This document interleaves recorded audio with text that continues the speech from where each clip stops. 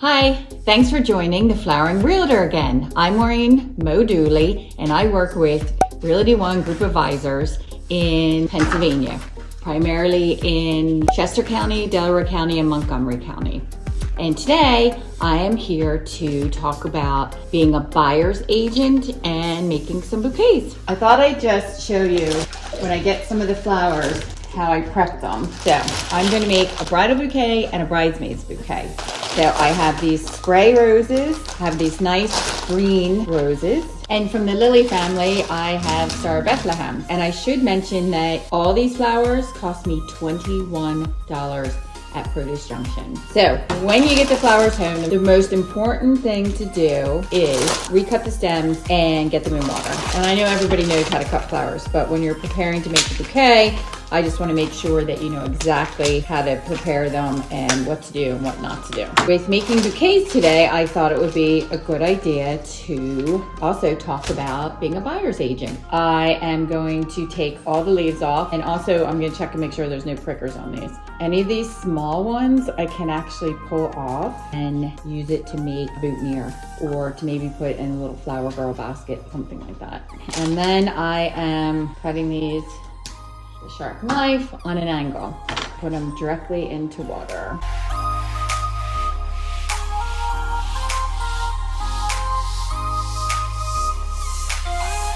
Okay, so I've cut the spray roses and I've gotten them in water. And the reason why you want to get them cut and in water right away is because you want the flowers to get treated so well that they start to bloom and they start to open, because when you make the bouquet, you want them a little bit more open. So that's why we're cutting them the first day we get them. We're not arranging them the first day, just cutting them, getting them in water, what's called treating them. Next, I'm going to do the large roses. What's a buyer's agent? Buyer's agent is just that, represents the buyer. So some people specialize in just being a buyer's agent. I do buyer, seller, investing, and renting. And the reason why I do such a broad spectrum and don't actually do one type of agent is because I only work with a limited amount of people at a time. So I feel like I can give a personal service from beginning to end. Some of the larger teams in real estate offices actually work with a buyer's agent, and then you might get passed on to the transaction agent. If you're selling a home, you're working with just a selling agent until you get an offer, and then that gets moved on to somebody else. It's just different. I prefer to represent my clients the whole way through. And I feel like when I know buying and selling, that it only benefits me for all my clients, because it helps with negotiations, because I kind of know what people are thinking as well. Okay, the large rose. Now I am going to take off all these leaves. They have little tiny prickers on them. So I am just going to take my knife and kind of like shave it a little bit just to get the prickers off. You can have a stripping tool to take off the prickers. I'm just using a knife. There's not that many prickers on it. I'm taking all the leaves off, and then I'm going to go back and take off all the little prickers.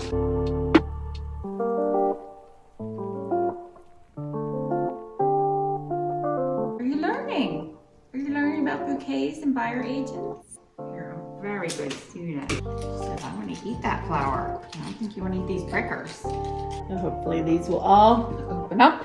Okay, so these will all open eventually. So we want to give them a good chance. So I give them a good fresh cut. So when you're a buyer, you want to make sure that somebody's looking out for your best interest. And how do they do that? Well, they guide you. They let you know all the paperwork that you need beforehand. You have to fill out your buyer's financial information. You have to fill out your social security form. You have to get your mortgage commitment, and a buyer's agent can guide you in all that paperwork and who to speak to for financing and prepare you for the process. There's so many steps, not just about looking at a house and then putting in an offer. There's a lot of things that go into it. So this is the limonium. I just cut the stems. I didn't do anything else with it. Okay, so we have our flowers ready to make the bouquet. As I do the bridal bouquet, I am going to talk about the different agents before I get into buyer's agent. They are seller, buyer, designated, and dual. So talk about that a little bit more as I do the bouquets. And actually, I should get started on this. Okay, so I'm gonna make a bridal bouquet first. I'm going to start with the limonium, which is in the status family. Any arms that are down low, I'm just gonna take off because they're just gonna be hidden down here. I can either do a tight bouquet, which is considered like a tight round, like a posy style, or I can do more of a loose, kind of more wildflowery look. I'll show you how to do both. Okay, so for the loose one, I want to hold it down lower. I'm not holding it up here where it's getting more concise. Why do you need a buyer agent? Well, first of all, I'll say in new construction, a lot of people don't realize that you need a buyer's agent because there are salespeople at the model homes that are trying to get you to sign up and buy, and they are actually representing the builder, not you. They will help you pick out all the nice things that you want to put in your new home, but they're actually negotiating and looking out for the best interest of the builder. Why? Because they are employed by the builder. So I have my nice base here to put the flowers in. I'm gonna add, I guess, 5 at first. And I'm just putting them in a little bit higher than the limonium so they show off a little bit. Actually, I'll start with 3. So when you have a new build and you have a buyer's agent, they can go in and preview any model homes for you. First time you go to visit any new properties, you must either identify your buyer's agent, your agent, or you must have the agent with you. And that way, any of the paperwork or any of the negotiations, anything that goes into the whole process of the new build, your buyer agent will be there by your side the whole entire time, representing you and making sure you're getting the best deal that you can possibly get. And also, if you have any questions on the financing or inspection process, warranties that come with new builds, anything like that, your buyer's agent has all that information. Okay, so I put these 3 in the middle. Now I'm gonna go around with my spray roses, the white ones, and put them a little bit lower around the side. So I'm getting kind of a shape that's coming almost like a dome. Okay. So again, I wanna keep it kind of loose, loosey-goosey, and not too tight. I think I'm gonna add a little bit more of the limonium. This stuff is great because it's fresh now, but it actually dries looking like this too. So if you want to get a bunch of this and put it in a vase and keep it for a while, you can. Now I'm gonna put these down a little bit lower so that I'm building my layers. And some of the smaller pieces that I've already taken off, I can use a little bit lower now. So I'm getting the most out of all my little arms, my little side ones. So when you first meet with a buyer's agent, you talk about all your wants and needs and dreams of your new home. And you talk about location, size bedrooms, bathrooms, if you want a yard, what your commute will look like, what school district is a huge one. There's all kinds of things that you want to take into consideration. Okay, so now I have the large green. Hello, are you helping me? Do you like that? Bridal Bouquet. And I'm still building down my layers so that this is going to be kind of just a dome kind of shape, I suppose. Something when you're doing shape of a bouquet, you want to think of the style of the dress. If it's a very formal dress, you might want more formal. If it's more kind of simple dress, you could do a bouquet like this. One more thing that I want to add in are Star of Bethlehems. And I'm going to put them peeking out the top here. I think it really finishes it off. And again, these will open a little bit more. Just see all the buds on there. I want to keep in mind where the stems are here, because when this is cut, I want to make sure that this can be all put in water. So I'm going to move up some of the spray roses due to the Star of Bethlehem having very short stems. So I'm just putting a few in here. I'm going to add some down around the side as well. Okay, so you're having your first consultation with your buyer's agent, and you've discussed your location, the type of house you want, the bedrooms, bathrooms, yard, type of neighborhood. Maybe it's a well-established one. Maybe it's a neighborhood that's turned over and there's a lot of younger kids. All that families take into consideration. So that is my first bridal bouquet that I'm going to make. What do you think, mister? Huh? You like it? I think he likes it. Now, are you here for the flowers or the real estate information? Okay, so I'm just gonna do, that was a kind of a loose one. Now I'm going to do a more concise, tighter bouquet that would be for a bride. Now, once you have your initial meeting, you need to get your paperwork in order. And if you're not a cash buyer, then you will need to find a lender, a mortgage person. I have a company that I work with. I can give out some suggestions, or if you have your own, or maybe you have a long-term standing relationship with the bank or another financial institute, feel free to talk to them. So you want to talk to them, and they will want to give you a pre-approval letter, which is a commitment letter that they are committing to lend you the money to a certain amount. You need to know what your budget is for the next home that you want to buy. So I've taken 10 stems here, and because these are spray, they're kind of up and down. So I'm going to try to even it out so I get a nice kind of roundy look here. Next, I'm going to add, now these didn't open that much from last night. I can coax them a little bit to open. So now you have your commitment letter. Something else that you want to discuss is closing costs.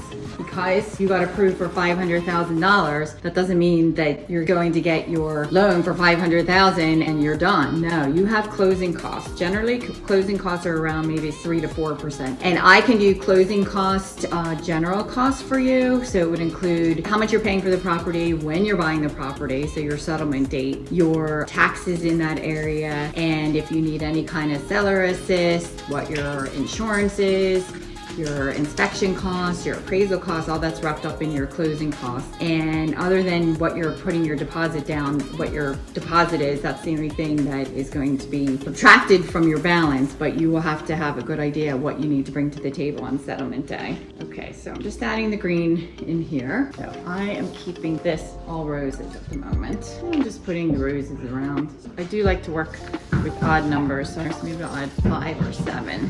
What else do you need to know for buying a home?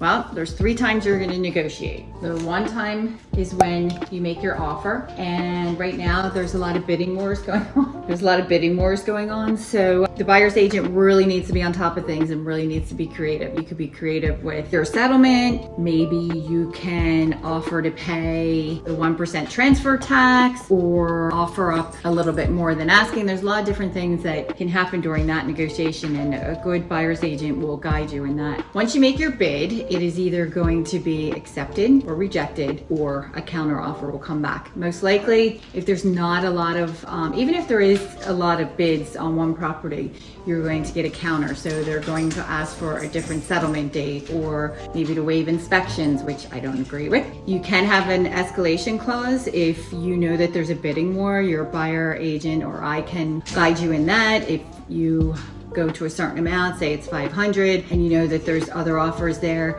maybe you want to have an escalation clause that increases by 1,500 or 2,000 every time another bid goes in to a maximum amount. So there's a lot of different things. So that's the first time that you negotiate. So now you've won the bid, or you've had your offer accepted. You have to give your deposit within a certain amount of time, and then you also have to have your inspection within a certain amount of time. And then when the inspector goes in, you will get a full report from top to bottom. And you have to keep in mind that you're looking for structural problems and safety problems. So you're not looking to fix a crooked light or light switch, or maybe there's a tiny little hairline crack somewhere, or sometimes the little nails are popping out of the ceiling. Don't look at that stuff. That's all cosmetic, can be fixed. Not a big deal. And you don't want to look like you're being very, very petty. And you want to concentrate on the house and the bones of it and what exactly you're paying for, which is the HVAC system, the roof. All the big things and the expensive things are really what the electrics, the plumbing, are what you want to focus on. Okay, so I'm continuing here, and I'm still in my round shape. So I'm going to keep continuing. How big this bouquet is going to be depends on the size of the bride, the type of dress, because if it's a big, huge, flowy dress, you might want to have a bouquet that is a little bit bigger than normal. Or maybe it's a very, very slender, tight-fitting dress, then you don't want the bouquet to overshadow it, so you want to have a smaller bouquet. I could leave it like this, but I'm going to add these Star of Bethlehems in here just to give it a little bit more texture and more of a bridal look to it. Okay, so you've had your inspections. This is your next time to negotiate. You give your list to the seller's agent, the seller's what you want fixed, and then they come back with what they want to fix. Now, anything that's structural, or if there's like a high radon or termites, anything like that, they have to fix. Mold, anything that's very serious, they're going to have to fix, or they're going to offer you up money if they don't want to deal with it. That will help you fix it when you actually get in the house. So this is another time that the buyer's agent will negotiate for you. Okay, so I have 4, I'm gonna stick 1 in the middle. Now, I don't have any greenery, but you can put greenery around the side or amongst it. I want a real clean look here. Now, I can put a little bit of a collar around it if I want like a softer edge. And what I can do is take the linoleum and just put it around the side. It'll give it a completely different look. I don't want big clumps of it because I just wanna kind of have it on that outer edge here, kind of sticking out a little bit. It just gives it a little bit of a softer look. Now, everything's going smoothly. You've had your inspections, you have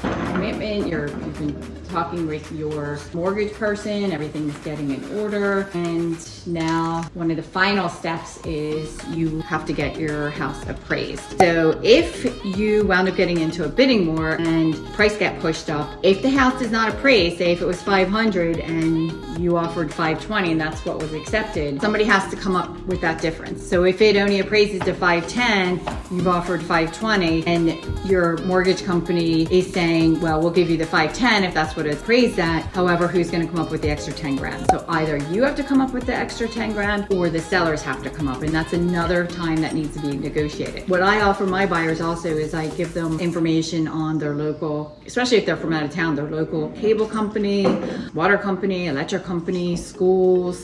If I know that they have certain interests, I can certainly provide all that kind of information as well. Now I have the bridal bouquet. Okay, now I'm gonna tie this, so I'm just gonna take some twine, tie it, and then I can finish it off with a ribbon or maybe some burlap or something a little bit later. You can also get fabric from the bridesmaid's dress and you can wrap that around too. All these stems, I wanna get them so that they're even, because when I stick them in the water, I want the water evenly getting them all. Okay, so for the bridesmaids. So the bridesmaids is not as formal. It can be, but this one we're not gonna make as formal. I'm going to go back to using my base of the linoleum. I want to get the nice rounded shape that my bouquet has. Spray roses again. Bridesmaids bouquets are always smaller. Definitely the bride's is the bigger and better one. Benefit to having a buyer's agent if you're coming from out of town is a buyer's agent can preview properties for you. And also if you're from out of town, the buyer's agent knows that area and can direct you towards where your new job's gonna be or where your family is and go around and preview places for you to check out certain things. I never do a video without dogs barking in the background. When I meet with my buyers, I give them a comprehensive packet and it just talks about the whole entire process and the buyer's part in the transaction. And I also have this chart, it's a flow chart. There's a lot on there. And it shows the seller's part, what the seller's responsible for, the buyer, and then the third column over here is the mortgage and title company. And also during the whole process, you'll have to get homeowner's insurance, the deed recorded. There's a lot of after things that are taken care of for you as well. Okay, mister, you're my helper here. So just to match the bridal bouquet, I'm gonna put a few of the larger roses in here. So anybody has any questions about the flowers or the buying process, please send me a message at youragentdooley@gmail.com or feel free to call me 484-995-7009 and I'd love to talk to you. I have the bridesmaid's bouquet, bridal bouquet, and if you have flower girl, you might even want to just, I'll do a real quick one here. If she's an older flower girl, you can give her something to hold. If she's younger, you probably want to do a basket, 3 to 5. Anybody that's younger, like a 2-year-old, I would use like a star or a fairy wand or something like that. You don't want to give them flowers, they're only a waste. So for the flower girl, I might just do Star of Bethlehem, some of these to match the bridal bouquet. Basically it, I think it keeps it very innocent and it's very cute. And then having long like white ribbons come off would be really pretty, or whatever color the bridesmaids' dresses are. Now we have bridal bouquet, bridesmaid, and flower girl. Thanks for watching. Buyer's representative, buyers and bouquets with the Flowering Realtor. I appreciate you joining me. Good luck.